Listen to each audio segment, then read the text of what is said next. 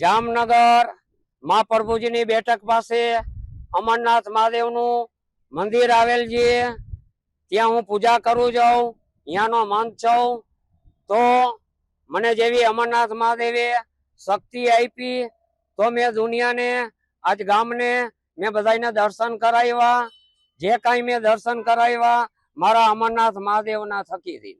મને એવું અમરનાથ દાદાએ હુકમ દીધો એટલે મેં ઇન્દ્રીમાં મેં 4 વ્હીલ બાંધી અને એ 4 વ્હીલ મેં ઇન્દ્રીથી ખેંચી।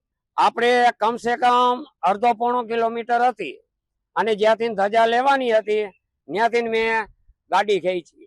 અને શ્રાવણ મહિનાનો પ્રથમ પહેલો સોમવાર અને એકમ હુકમ મને કાલે તાત્કાલિક આવી ગયો।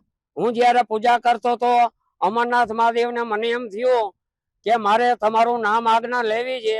તો મને કુદરતી હુકમ જાગ્યો કે જા તું ખટારો ખેંચ કે ગમે તે ખેંચ, હું તારા ભેગો જાઉં।